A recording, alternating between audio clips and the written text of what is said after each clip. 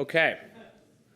So good evening, ladies and gentlemen, and thank you for coming out tonight to this important presentation. My name is Rabbi Mendy Minkowitz, and along with my wife Rivka, I co-direct the Chabad Jewish Center here at Elon University.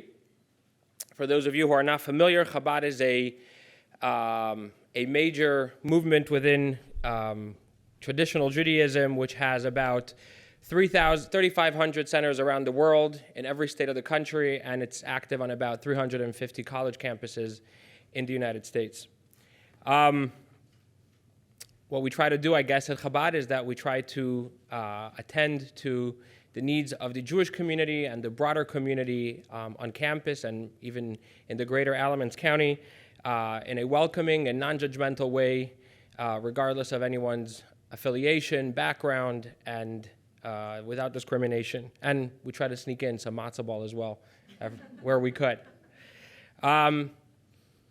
We are fortunate to have tonight with us Mr. Nathan Spiewak, who is the proud grandfather of Adina, who is a member, a phoenix of the class of 2024, from whom we will hear shortly.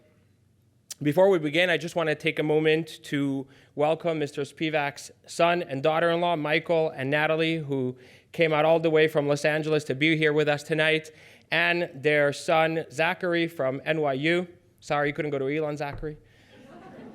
I would also like to thank our partners who joined us to make tonight's event possible, and that is Elon Core Curriculum, Elon's Department of Political Science, Elon Hillel, of course, the Office of Cultural and Special Programs, and the Truett Center for Religious and Spiritual Life.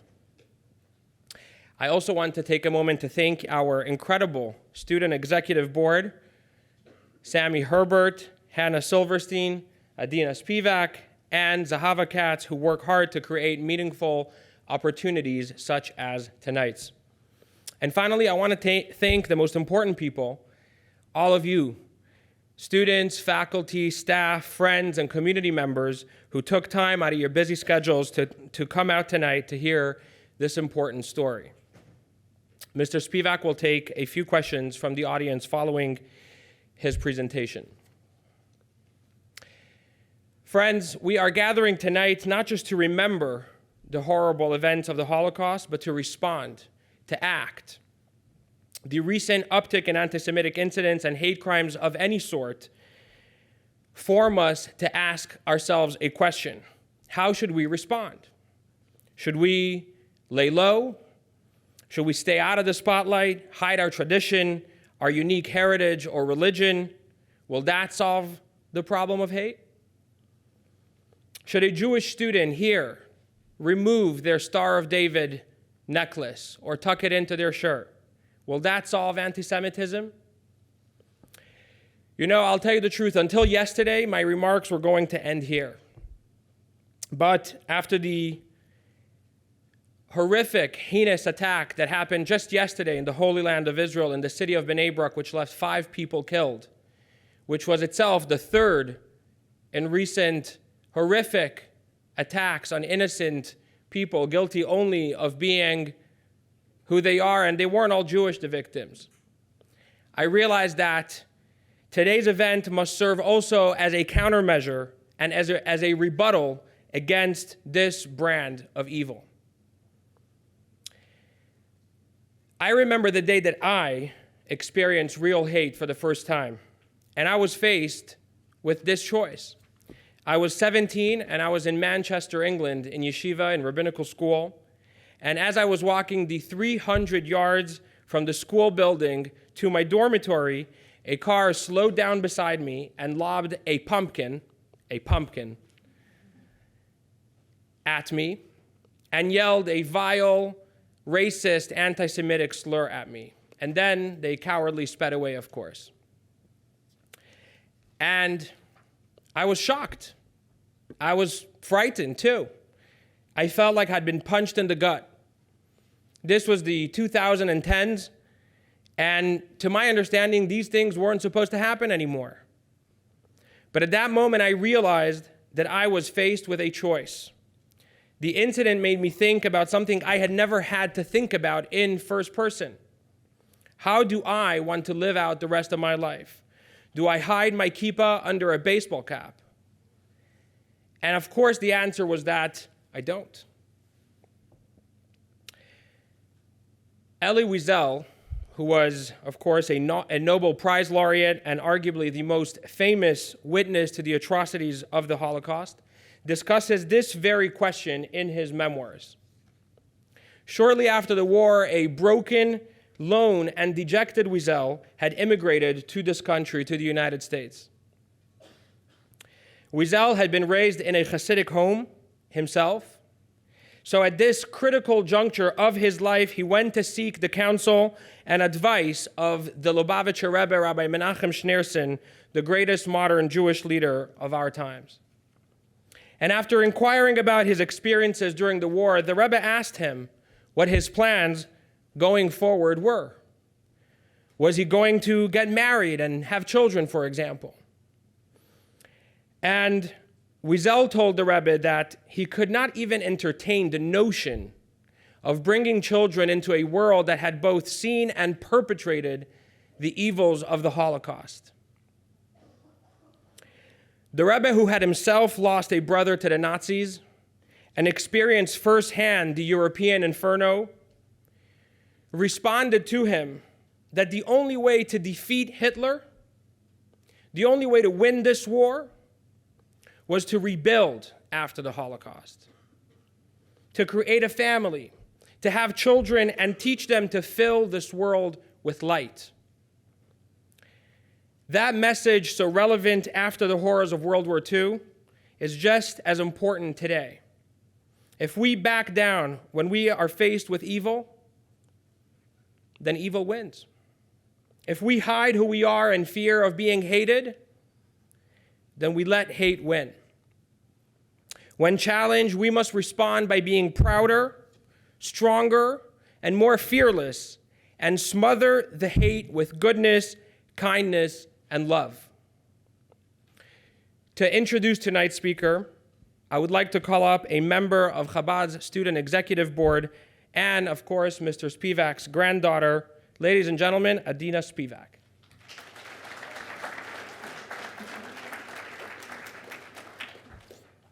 Hi, I'm Adina. Good evening, everyone. My name is Adina, and like all of you, I am here to hear my grandpa's story. Legend has it that all Jewish stories come from another Jewish story, and my story is deeply tied to my grandpa. It is because of my grandpa that I'm able to be here and celebrate my Judaism today. I will never forget that the reason my late grandma fell in love with my grandpa was for his kindness. She, like anyone who encounters him, knew his heart to be genuine and full of light. He is someone who never forgets to cherish the little things in life, like sending me emojis of giraffes, because they are his favorite animal, along with his favorite color, yellow, like check out our Converse, we're twinning. To me, that he was able to witness and live through some of the worst periods in history and experience untold pain and evil and walk away with such beauty in his heart and for life is a true testament to his character. For these reasons, he inspires me every day, and he inspires me every day to try and be full of love and, more importantly, faith. When I was in 7th grade, our English teacher, we had to read some books and watch films on the Holocaust. One day after one such film, a classmate of mine exclaimed, quote, "The Holocaust never happened." I was stunned. How could he say something so absurd and so personally hurtful after, although we had read and watched, my grandfather had experienced those very things? This is why I'm so grateful to be here with all of you tonight and hear my grandpa's story, to enforce the truth and what happened really did happen, and now it is up to us to make sure that it never happens again to anyone. For those of you who may not be familiar with the events of World War II in France, you are about to hear the story of a little boy's experience in Paris, then across Europe, trying to evade death, and spoiler, he survived. Ladies and gentlemen, I am honored and privileged to introduce my handsome, humble, good-looking grandpa, Nate Spiewak.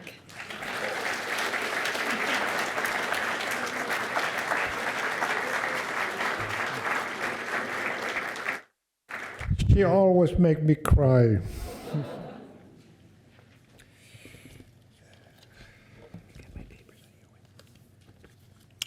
Good evening. There was no Holocaust.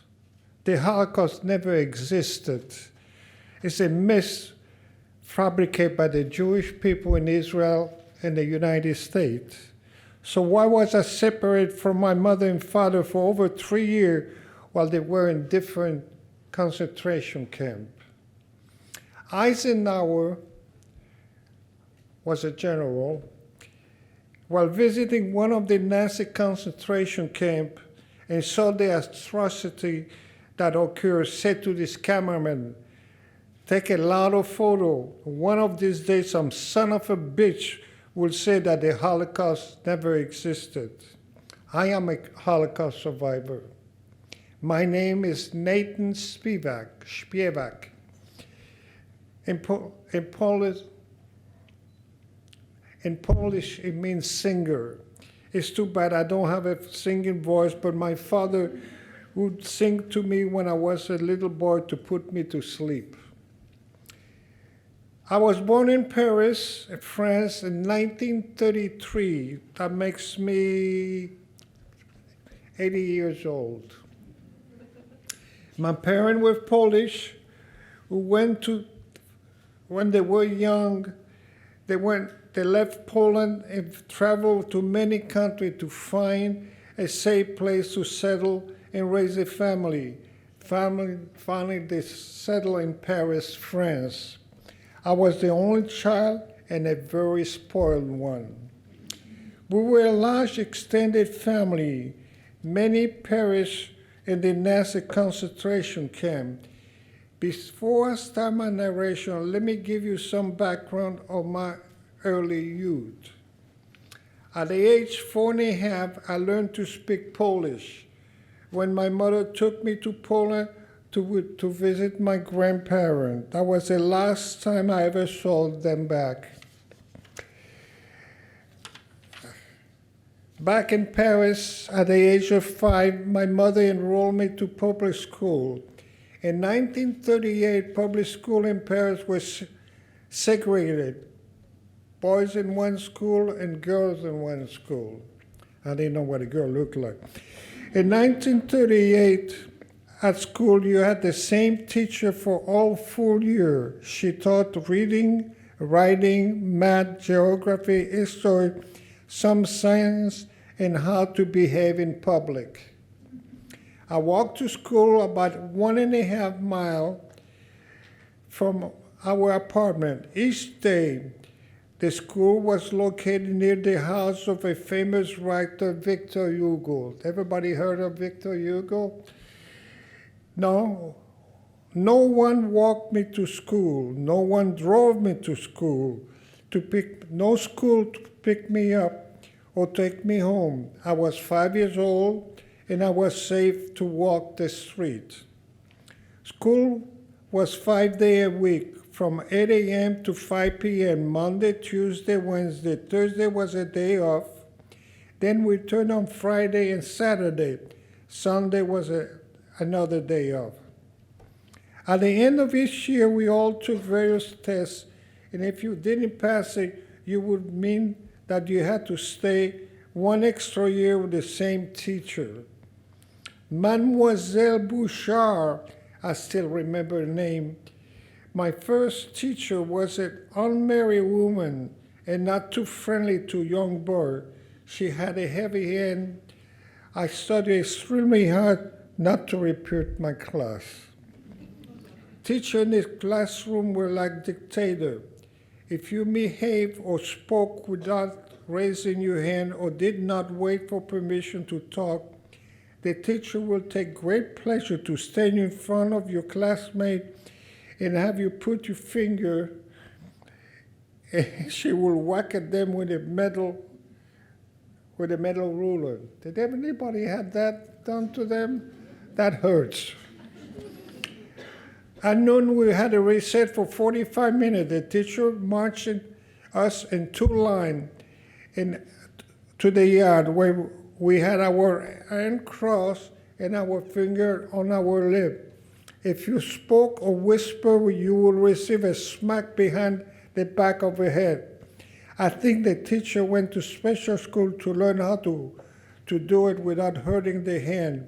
Some of us had a hard head. Each year we had 3-month vacation. At that time, my parents usually sent me to a summer camp. The camp was run by Madame Zisman. Some year, my parent, uncle, and aunt, and all the cousins rented a large farm to accommodate about 50 people. They were the good year before the invasion of France by the Nazis. During my year, I was run over by a motorcycle while crossing the street. I almost died. The couple that ran me over wanted to adopt me. I survived because I'm here. I went to school in Paris until I was 9 years old. I am a Holocaust survivor. There are not many of us left alive since the Holocaust started in 1930. Most of you must know that the Holocaust was. Who was a Holocaust survivor? A Holocaust survivor is any person who lived in Europe during the World War II or was persecuted, sent to concentration camp by Nazis and survived. Those include Jew, gay, gypsy, disabled people, and anyone, and even clergy, disagreeing or speaking against the Nazi party line. Between 1936 and 1945, Adolf Hitler murdered 11 million people. He killed 6 million European Jews, including over 500,000 children. If I'm going too fast, I'll raise your hand. After conquering most of Europe in 1940, the Germans invaded France. They conquered it in less than 30 days. They divided France into two sections. The Germans occupied the north, including Paris, and the south, the non-occupied part overseen by the Italians, who at that time were allies with the Nazis. In 1940, the Nazi ordered that all Jews over 16 must register with the French police, or they would be issued a special identification card. Over 150,000 Jews registered in Paris. That was the Gestapo. The Nazi secret police knew where most of the Jews lived. If you were stopping and didn't have your identification card, they will detain you and send you to a detention camp called Drancy. Drancy was a detention facility near Paris to await deportation to concentration camp. The Gestapo also went to the synagogue to get the address where Jews lived from the membership list. A year later, I had a hard time giving my right address to the synagogue when I joined it. Early in 1941, issued a proclamation that all Jews would have to wear a yellow star. This is the yellow star that I was wearing.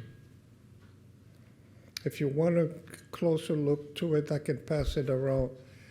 That we put little clip over here. We change it from close to close like that. And you had to wear that all the time.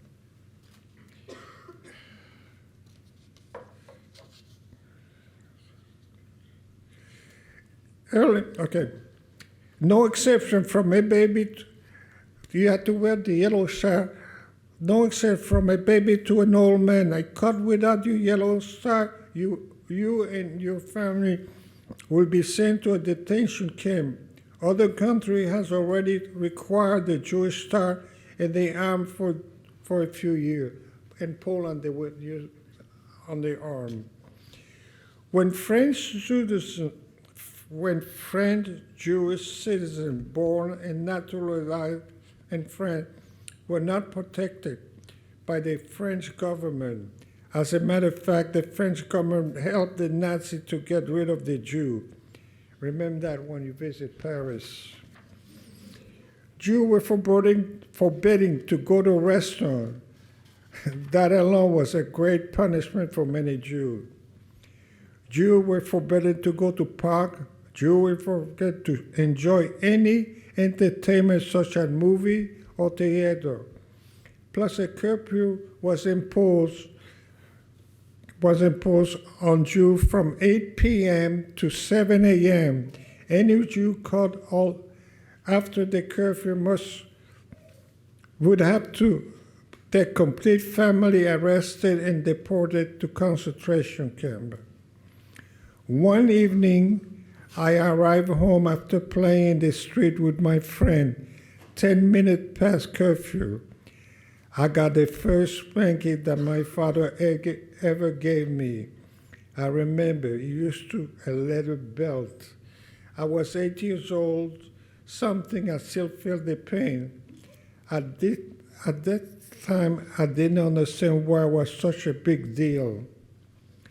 Going to school with my yellow star was an experience that I don't wish on anyone. Some kid will spit on me. Some calling me name and beat me up. Some of my best friends told me that their parents told them not to play with me anymore. I used to go home crying to my parents. I told them I don't want to go wear the yellow star. My father explained that I should be proud of that. I was special and tried to find other friends, so I did. A few times the Gestapo and the French police came to our school to see if everyone who was Jewish was wearing their yellow star. Sometimes they had a boy who wasn't a Jew pull down his pants to see if he was circumcised, since at that time only Jewish people used to be circumcised.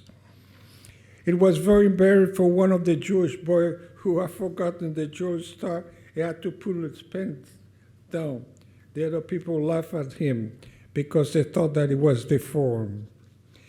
My parents and I live in a nice apartment on the third floor overlooking a very large street, 13 Rue Beaumarchais. We had one bathroom with a sink and a toilet. That's all.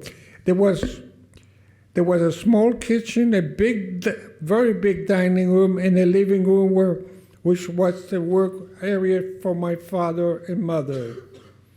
I slept in my bed in my parents' room.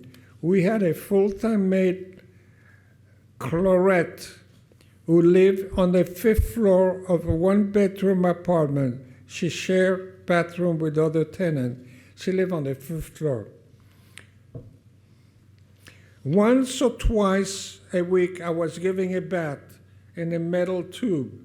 Even I didn't want one, I didn't like bath.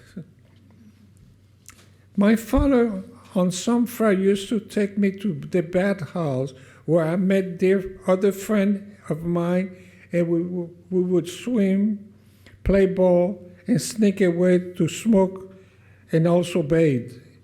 And I was 8 to 9 years old. I was a happy child with no worries in the world and very spoiled since I was an only child. My father had a small, successful business. He manufactured gloves for truck drivers. We were very rich. We had 2 bicycles and 2 radios.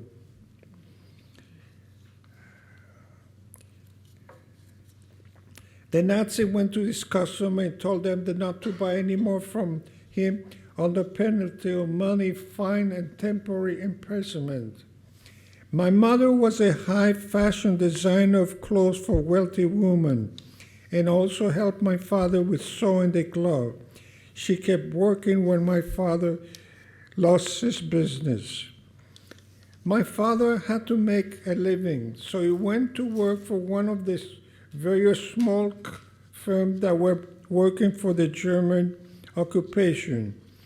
He sewed rabbit skin insert for jacket. The German soldier could never understand that after wearing those jackets a few times, the seam would come apart. And this own way, my father and his fellow worker found a way to be part of the resistance. In 1942, French police, acting under the order from the German authority in occupied France, conducted a mass roundup of Jews. The roundup took two full days. They used the Vélodrome. Anybody is familiar with the Vélodrome? It's a bicycle where you go around and around and around. I don't know if which is a stadium for bicycle races. To all this thousands of Jews, they were held by Vélodrome before they were moved to detention camp. They would be sent to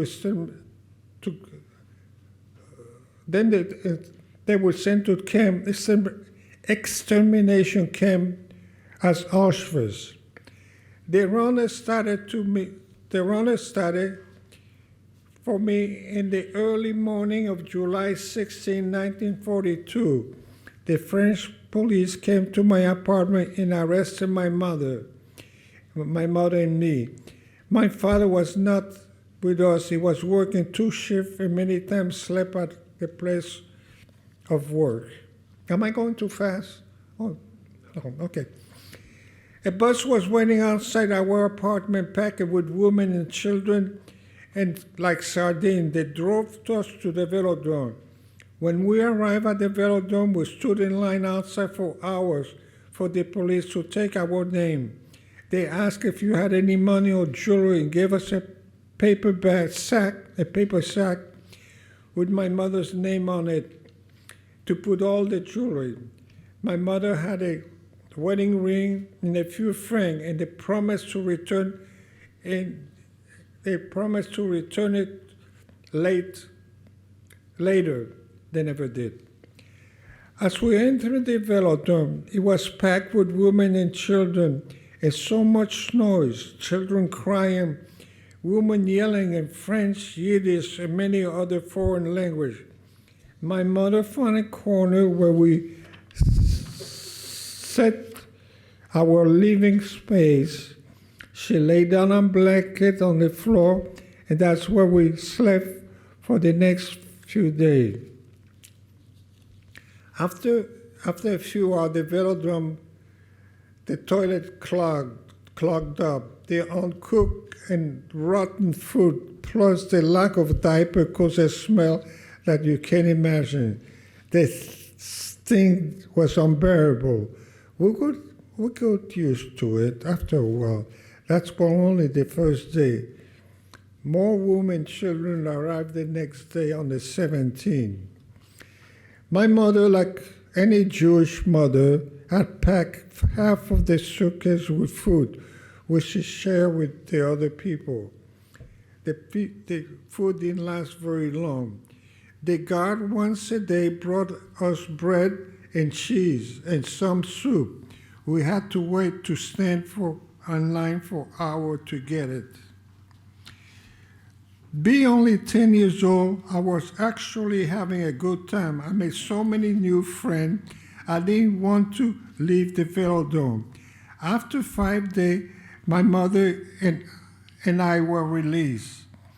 As it turned out, my father went to the president of his company, who had some influence with some German government. A great amount of money was exchanged, granting us release. At the last minute, my mother considered taking a little girl in a suitcase, but was afraid that they might search her, which they did. We were the lucky one. The Nazi and the French police took the Nazi and the French police took 13,150 Jewish people, including 5,019 women and 5,150 children and 3,118 men. After the war, we found out that only 2 other families were released at the same time. The rest went Auschwitz and directly into the gas chamber. By the way, the Vélodrome was torn down, and in its place, they put a small plaque about this round like that. He also read that 1994 as a Memorial Day was created there. The incident became known as the Vélodrome Roundup, or Raffle de Vel. In 2003, a movie was made about it. This event is called La Raffle. If anybody saw that picture, La Raffle, remember the name, La Raffle. It's French, and they got the wording, and they explain exactly what I went through. Upon our release, my mother told me that we had to go and find my father. 1 month later, very early in the morning, the French police came knocking at our apartment again. They announced that we were giving us a half hour to pack 1 suitcase each before taking us away, to be with our kind. We took as much as we could and carried 2 suitcases. My father left Claudette, the housemaid, in charge of the apartment. A few months later, she sold everything we owned and kept the money for herself. While we were packing, the police let my father put some of our belongings in a cellar, since the apartment had a cellar. Every time my father came back up, the policeman said, "You're back?" Because they thought it expected him to run away. On our way to the French police station, we walked through a crowded street market. My father accidentally, or maybe was intentionally, dropped the suitcase in front of the police, and the police and my mother pushed me to the crowd of people and yelled, "Run!" And I ran. I was a last runner. I was a fast runner. I'm lucky I escaped. For a year, I thought it was my mother that dropped the suitcase, but it was my father, since he was carrying 2 suitcases. I was my mother that yelled, "Run!" After escaping, I walked miles and miles since I didn't have any money for the subway. I went to the apartment of a friend of the family, the Altman, as my parents instructed me. This was a plan formulated after we were released from the Vélodrome, just a precaution. Sometimes I was good following instruction. The family, husband, wife, and 3 children were endangering their own life to protect me.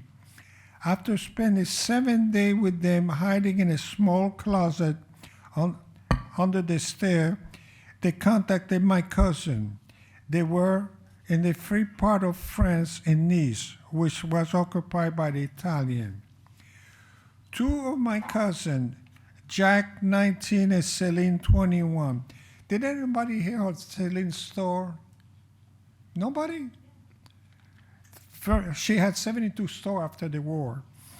Brother and sister came to get me at the end of 1942. The first thing they did was giving me my new name, Jean Normand, and told me to remove the yellow stuff from my clothing.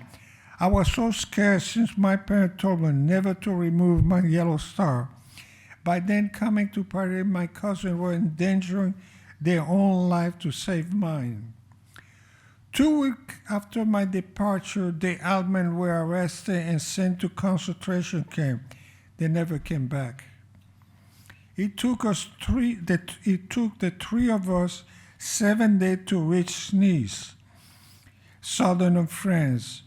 Did anybody been to Nice? Nice, huh?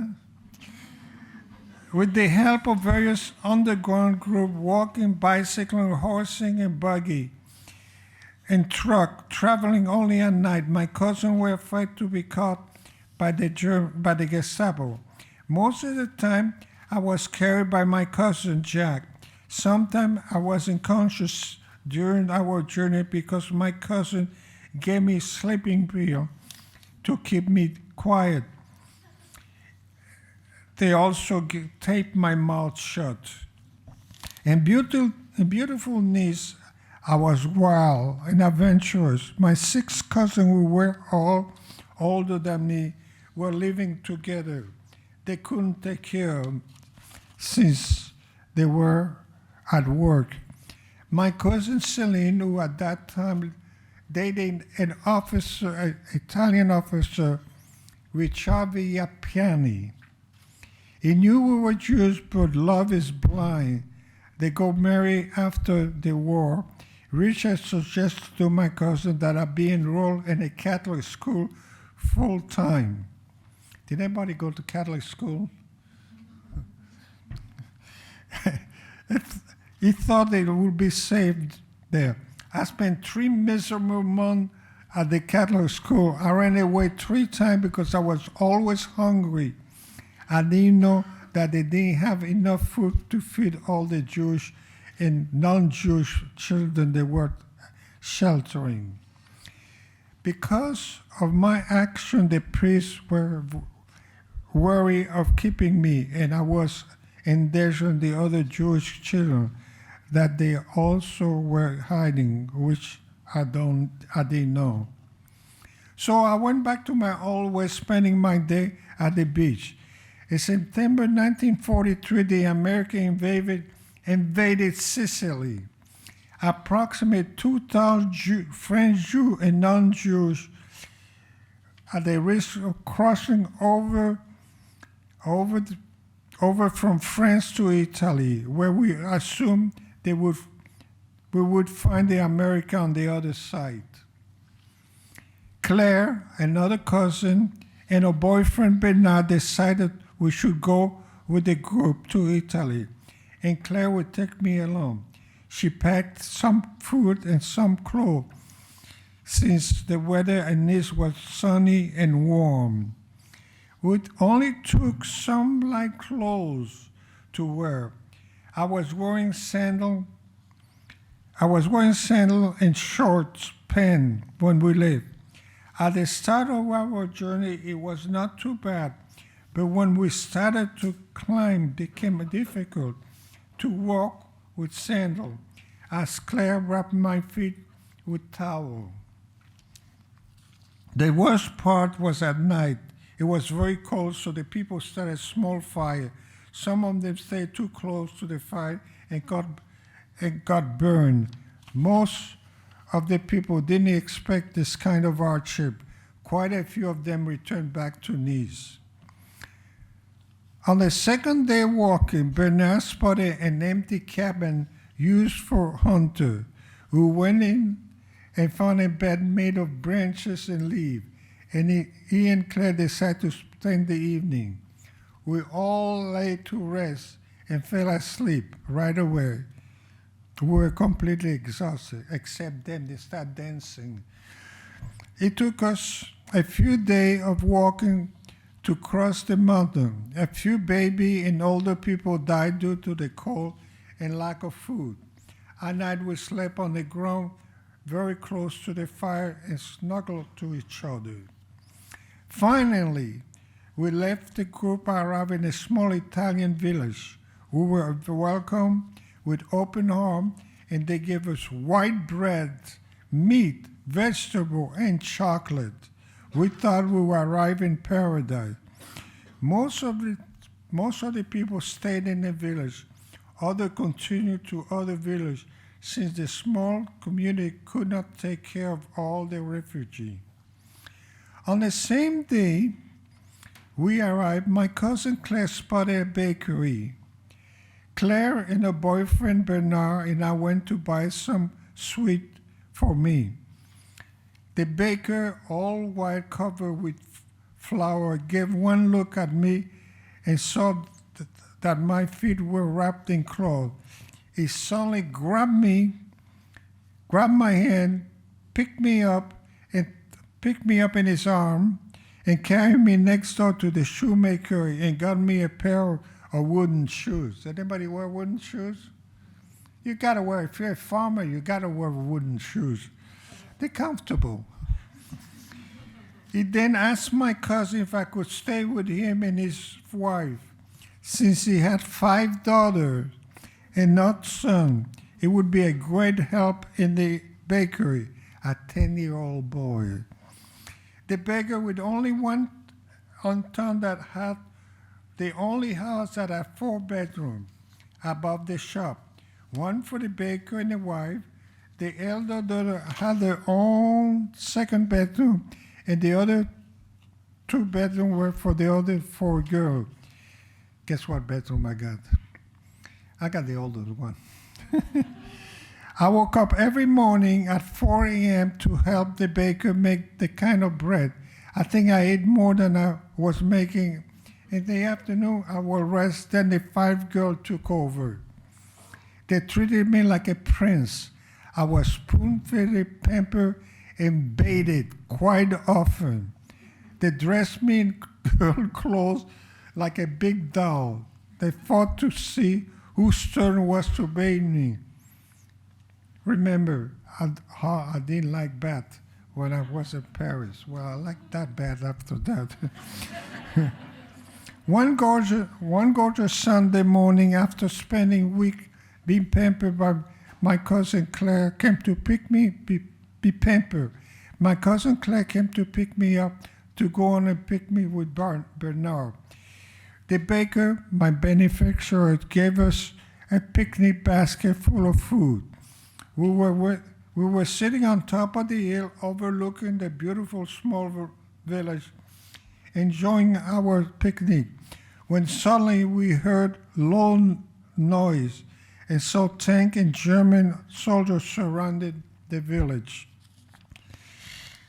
The Germans were rounding up and arresting people. After a while, my cousin Claire said, what's happening, and decided that we should return to Nice. But before we could, we needed clothes. She forgot about the food. So told me to go back to the village, to their apartment, take as many clothes that I could carry, and to be very careful to make it look like dirty laundry, and not to stop by the baker. She was afraid that he wouldn't let me go.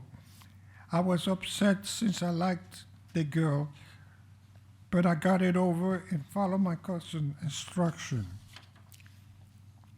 On the way to my cousin's apartment, I was stopped by 2 Germans. One of them pointed his gun at my face, and the other one said, "Parlez-vous français?" Mean, do you speak French? I responded very calmly with a smile, "No capisco." That's Italian for I don't understand. And they look at me over and they walk away. I never saw the baker, his wife, or the 5 girls again. All the people that were captured by the Germans in that village and other villages were sent to concentration camp, and most of them died. Claire and I got lost on the way back to Nice since we didn't have anyone to show us the way. We didn't have no GPS. We were both so hungry that when we finally found something that resembled squash growing wild, we cooked them on a small open fire. It tastes horrible. From that day on forward, I never could eat squash or broccoli. On the 4th evening of wondering while we were eating the cooked squash, we were surrounded by masked men with guns. They turned out to be of the French underground fighter who were sent by the Jewish organization to find people who might have escaped the village. We were the first one they found in 4 days. One of the men was carrying a round cheese, weighed 20 pounds, on his back. You can guess how much cheese we ate. The men appreciate that since now he was only carrying about 14 pounds. Since I was so dark, they decided to walk until morning to take us back to Nice. For 2 days, they took us turn carrying me on their back until we arrived back at Nice. My cousin Claire took me to my other cousin. A few days later, she went back to Italy to find her boyfriend, the boyfriend Bernard. He had stayed hidden in the village. Claire and the boyfriend were later captured by the Germans and sent to concentration camp. Auschwitz, the concentration camp, most of the time held about 200,000 people, men and women, were separate. Men and women were separate. By luck, Claire found my mother. They were told, find my mother there, and told my mother that I was fine and living in Nice. My mother had a hard time believing her. Meanwhile, my other cousin Celine was also very worried about me. I was getting wilder every day. I spent most of the time at the beach begging for coin and many times stealing from candy store. Once I stole 500 francs, that was a lot of money at that time, from Celine's purse. Some friend and I gorged ourselves sick with all kind of sweet. Her boyfriend Richard, who was a captain in the Italian army, decided to teach me a lesson. He handcuffed me and put me in jail. Well, this was an experience that still gave me nightmare. He intentionally told some of the prisoners in Italian, give him a rough time, and they did. I spent the night without sleep. They never touched me, but they did scare me by telling me what they were going to do during the daytime. I was released the next day. I was good for a few days, but soon went back to always. Celine decided to contact my uncle Aaron, my father's brother who lived in Rouen. The next day, I was on the train. My uncle met me at the train station waiting for me, and the first thing he did before hugging me was put the yellow star back. Germans still occupied the city. My uncle was fearful of my attitude and afraid of what I may do.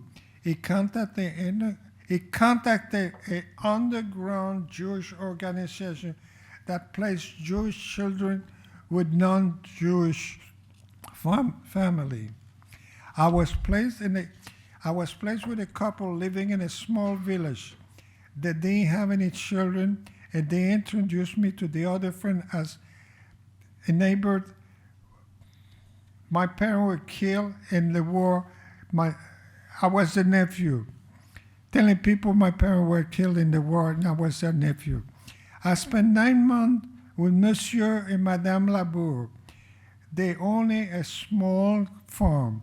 The farmhouse had a big kitchen where we ate and entertainment. Above the kitchen were 2 bedrooms. The bathroom was outside. For the first time in my life, I had my own room and my own chamber pot. Does anybody got a chamber pot before? Only one person had a chamber. Nobody know what a chamber pot is, huh? Do you know what a chamber pot is? Okay. Well, when you get old, you use one. In case you don't know what a pop chamber, ask your parent or grandparent. They enrolled me in a Catholic school run by nuns.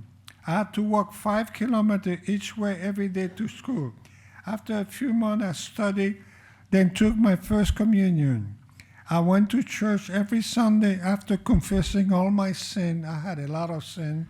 On Saturday, it seemed that I had a lot of sin to confess. My chore at the farm was to feed the chicken early in the morning before going to school. After school, I would have to take care of the goat. Monsieur Labour would take me rabbit hunting. We hunted with a weasel. Did everybody saw a weasel?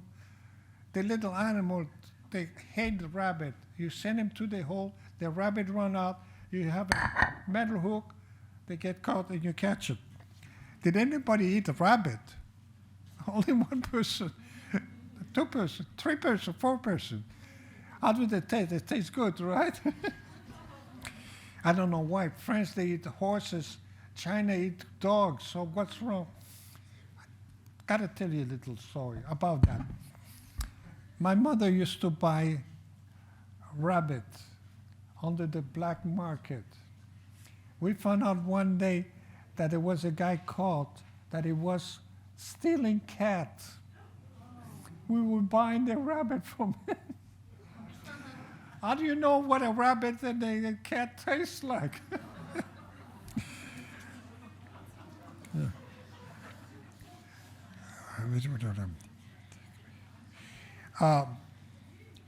We hunted with a small whistle, a mean little animal. It would take me on a bicycle to make the round to the various farms to buy the rabbit skin. It stretched it on a board to dry. Once a month, we would go to the city to sell them. There was no German in the small town, but they would come around once a month to confiscate some of the animal to feed their troop. We were warned in advance so we could send the animal up the hill. Usually I went with them. Chicken, duck, and turkey were not much harder to hide because they were so noisy. After a few months, I arrived to the library. After a few months of arrived, the library took another nice, young Jewish girl. I learned a lot about Judaism from this. She was always ordering me around and telling me what to do or how to do it. It was one of the best times during the war because we used to sleep together too. There was only 2 bedrooms. Almost every evening, after dinner, Monsieur Labour left the farm and didn't return until late at night or early morning. He had to go through our bedroom to reach his bedroom. I asked Madame Labour if he had another wife someplace else. She assured me that he didn't.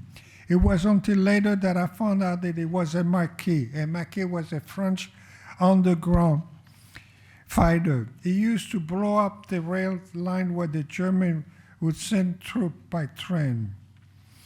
He kept his weapon in a hollow tree. I always wanted to climb that tree, but he always forbid me to go near it. After the war, I knew why. My father and mother were separated and didn't see each other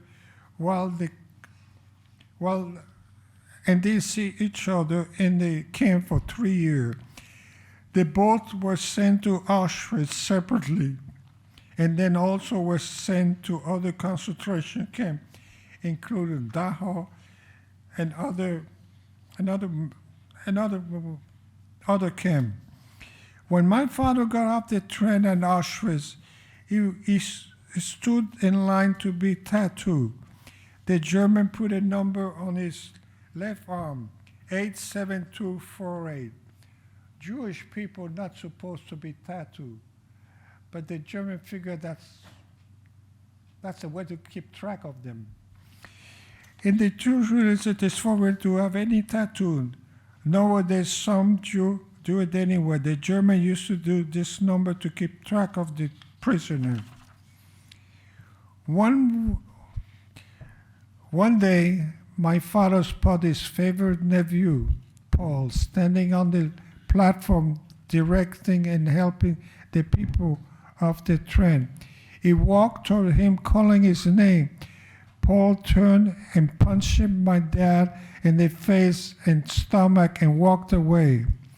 Later that evening, Paul came to my father crying for what he did. Paul told him that if the Nazis knew they were related, my father and he would have been sent directly to the gas chamber. Paul saved my father by hitting him. Unfortunately, Paul did not escape the fate and he later died in the gas chamber. The gas chamber was camouflaged as a large shower area. Women and children were told to undress and take a shower. After they entered, the door was closed and the little gas instead of water came out of the shower head. One day, a train containing about 150 Jews per castle, including my father, left the camp. They were packed like sardines.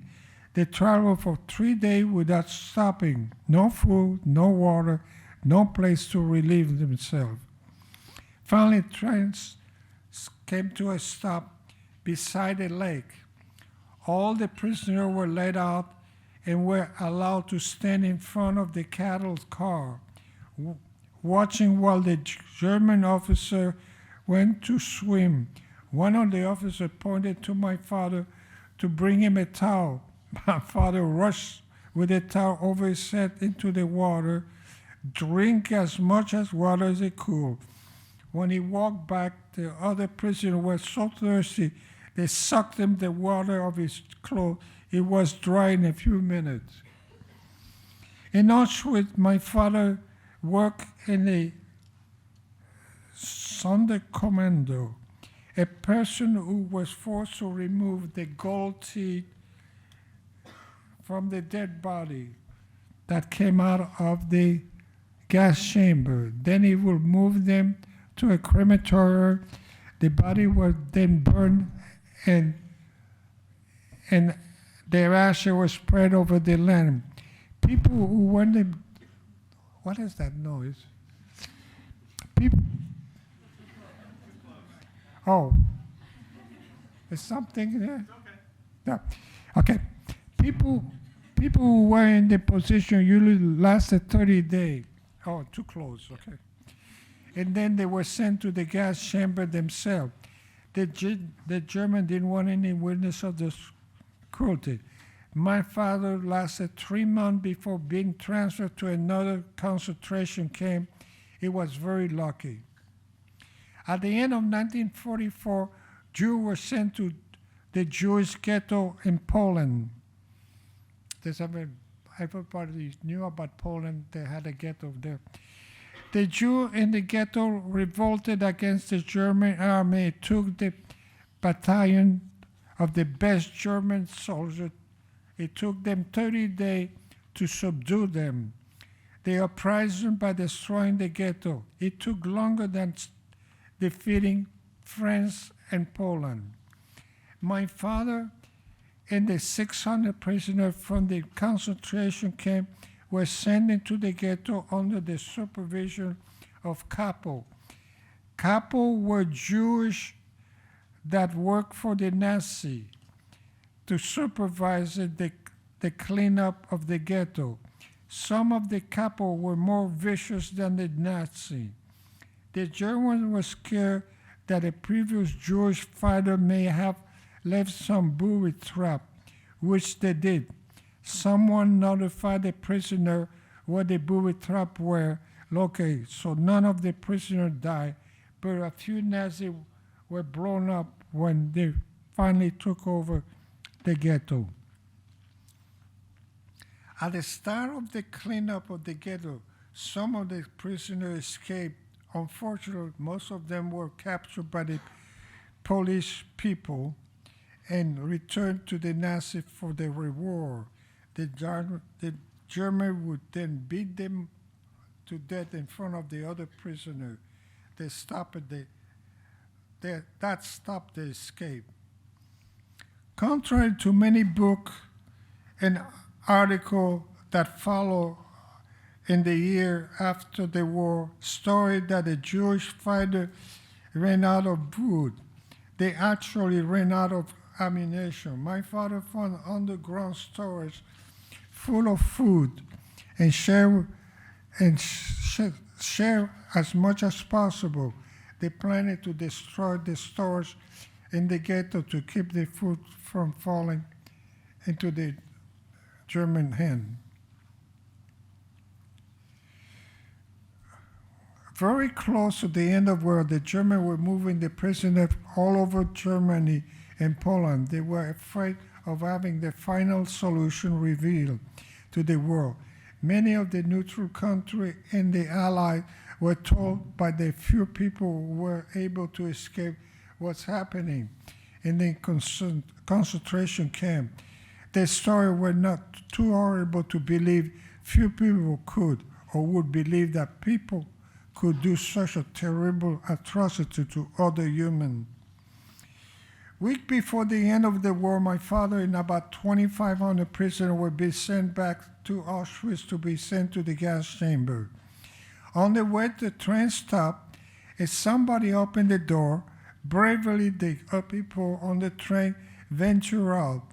They wondering a long time they were afraid of what to become of them. They looked around and they realized that they had been deserted by the German soldier. The train had stopped near a small German village. They made their way to the village in search of food. My father ran to a small farmer, opened the door, and saw a woman with 3 children sitting at a table eating soup. The woman yelled in German, "Please don't kill us." Using a mixture of German and Yiddish, my father told them that he just wanted some soup. While he was eating, he heard gunshots outside the farmhouse. He ran out to the door and saw the German soldier had returned and were rounding up shooting the prisoner who were running back to the train. My father started to run along with 2 men, one young and one older. They were holding hands while they were running back to the train. All 3 of them were shot while running. My father got shot in the shoulder and decided to lay down and pretend that he was dead. That's when until he saw some Nazi officer going around and shooting the wounded in the head to make sure that no one survived. When he had the chance, my father go up and rushed back to the train. A few hours later, the door opened again, and this time it was the American soldier. My father was rushed to a nearby German hospital where a German doctor wanted to ampute my father's arm where he had been shot. My father grabbed a scalpel and refused to be treated by a German doctor. Within a few hours, an American doctor examined him and treated this wound. Dr. Steinberg, a Jewish doctor, said that there was a flesh wound and the bullet had passed clearly through my father's shoulder. At the end of the war, my uncle Aaron came to get me. We returned to Paris to await either my parent or full survival and release. I was with my aunt, uncle, and cousin Nathan. My cousin Nathan passed away in 1990. Every day, my uncle and I read the newspaper with the name of the survivor who had returned from the concentration camp. Late one evening, my aunt woke me up and sent me to the bathroom.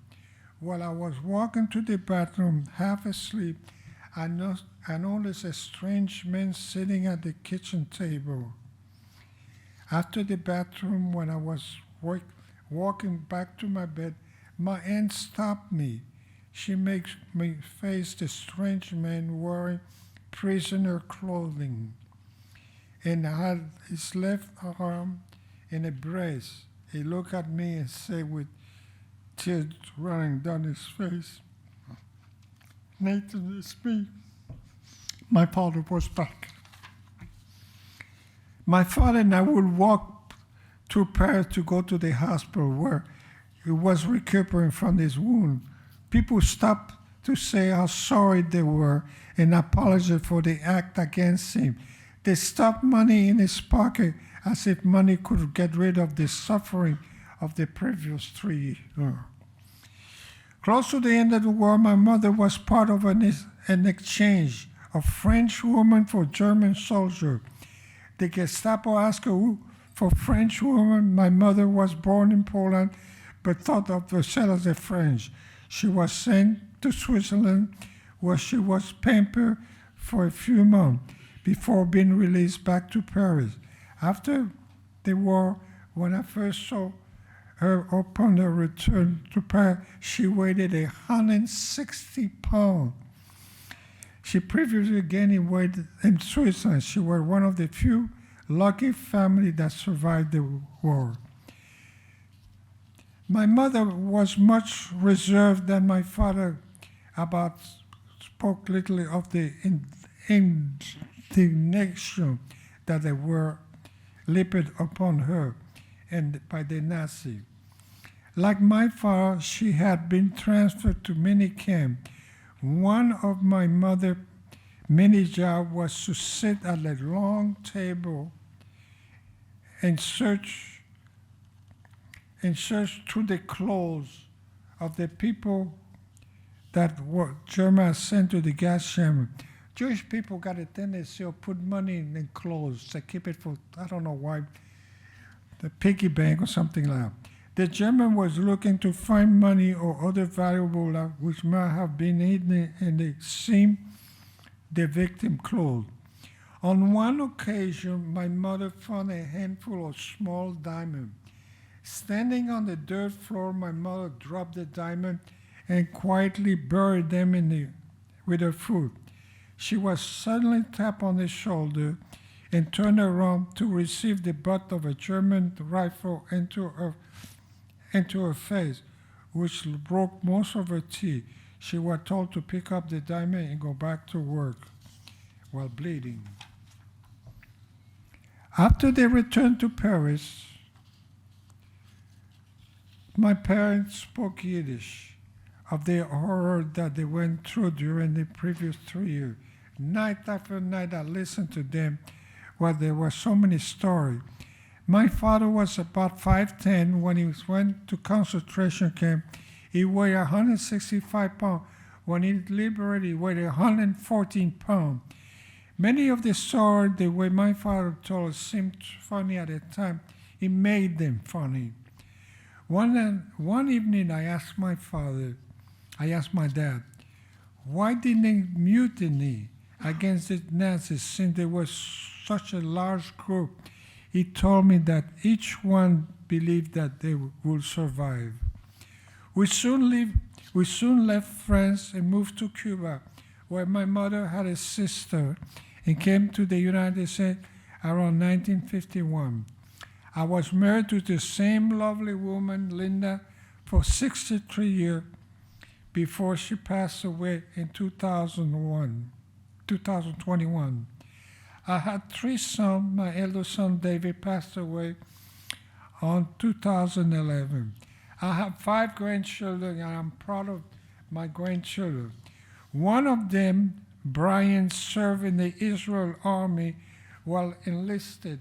I sent him a newspaper article regarding the Holocaust. He responded, "That's why I am in the Israel army, so it will never happen again." Out of 142 French Jews sent to concentration camp, only 811 survived.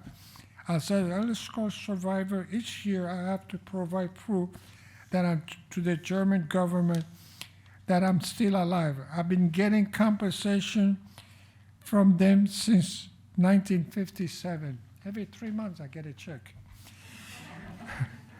I lost 40 members of my family. I lost uncle and grandparent, cousin. they asked me to hire me, and the couple that ran me over, they wanted to adopt me. They all died. I survived. Claire's boyfriend Bernard died in the concentration. My cousin Claire survived. She lives in Belarus with her children and grandchildren and great-grandchildren.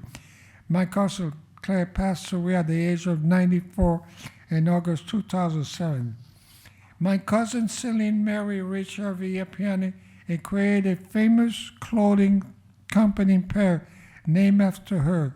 She passed away in 1997. My father passed away in Cuba in 1948 from the suffering he endured while in concentration camp. My mother passed away in 1996. Each year there's a fewer and fewer survivors to tell the story. In 1994, Steven Spielberg, the movie director, created a Shoah Foundation. He decided on his own to send interviews all over the world to video interview as many Holocaust survivors that will speak to them. He wanted a record for future generations.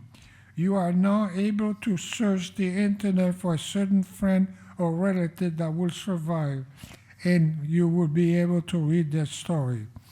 At the end of my interview, I was told that mine was the longest that day, for 4 hours.